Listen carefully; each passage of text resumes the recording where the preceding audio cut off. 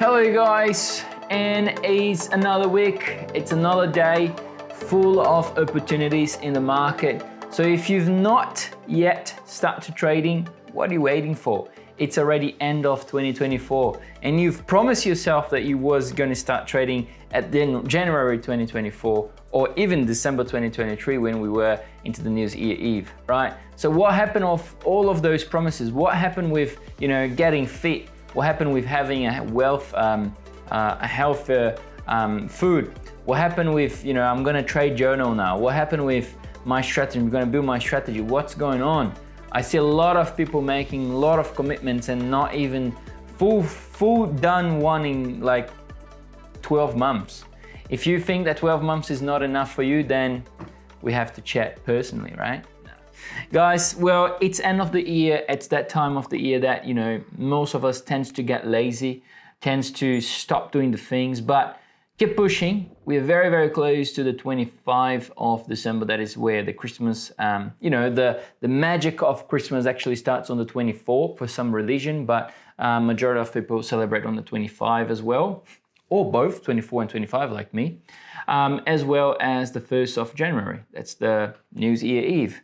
If you are following the calendar that I forgot the name, something calendar.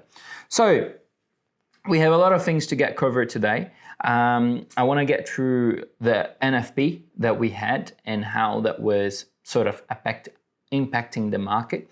As well, I want to give an overview of the economic calendar and economic data, the most important data. Of course, I'm not going to run through all the single data points, but at least for you guys to have a understanding of what can possibly move the market from Monday to Friday, okay? But I can already tell you something, it's going to be a hectic week. All right, so before we go any further, subscribe into the channel, give us a thumbs up on this video and share this content with a friend. And don't forget that Tuesday, Wednesday, and Thursday, except for this Thursday, we will have webinars, all right? So Tuesday, 5 to 6, Wednesday, 5 to 6. Thursday, we won't have webinar this week, all right, guys? Letting everyone know, we won't have webinar on Thursday, the 12th of December. Next Thursday, normal. Just this Thursday, we won't have webinar, all right? We are doing some other stuff here in the back. So we are trying to bring more good content. So we're gonna have some sort of meeting, all right? Okay, so have you subscribed? I'm just waiting, all right? I'm just waiting here. Okay, thumbs up, give the thumbs up as well, right? Well, okay. And then join the Telegram group on the description of this video because that's where I send the link every day on every Tuesday, Wednesday, and Thursday for the webinar. All right, let's go to it. So we did have the NFP last Friday.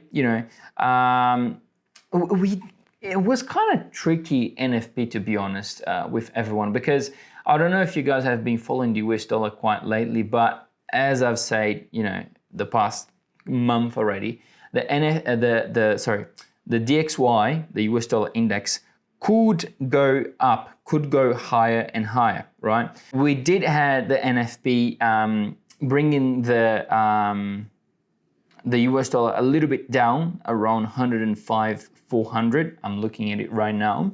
But right now the DXY is trading at 106.200. So there's plenty of opportunities for, in my perception, to actually buy this dip on the US dollar and try to carry this trade into first quarter next year. I've been to OSB's last Friday as well. If you've watched the last video we've posted on Friday, I've been to the TV. They do interviews with me every 15 days. And, he asked me the question, do you think that the Fed will continue to cut into December, or do you think the Fed will stop cut, and then what potentially could happen into the first quarter next year? My opinion is that yes, they will do a 25 basis points cut, especially after this jobs data number, unemployment rate, and as well as average hourly earnings. But as we can see, the inflation is tried to get stickier and stickier, but the population keeps spending as well. Like we see PMI, manufacturing PMI and services PMI going stronger. Services PMI meaning that yes, people-wise to spending, same as the retail sales. You know, GDP continue to be strong.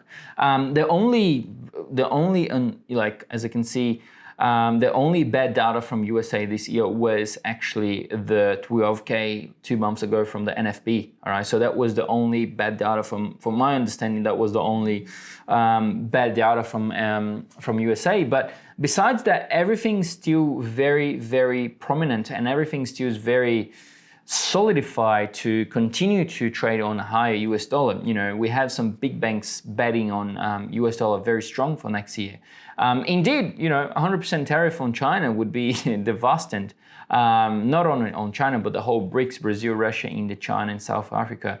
You know, these trade currencies, these countries are trying to make their own trade currencies, excluding the US dollar monopoly. But, you know, Trump came to me and said, not to me, but for the Twitter, on the X social media, he came to them and said, look, if they try to, not a problem, I'm going to put 100% tax tariffs on them. So bye-bye America for them, you know. I don't know if it's the right, I don't know if it's not right, but, you know, everyone has their own opinion on this. I will let you guys decide on the comments. Please go comment what do you think about the 100% tariff from Donald Trump. But, you know, trying to incentivize the economy, it doesn't look like, right? Trying to restrict the economy to grow even further.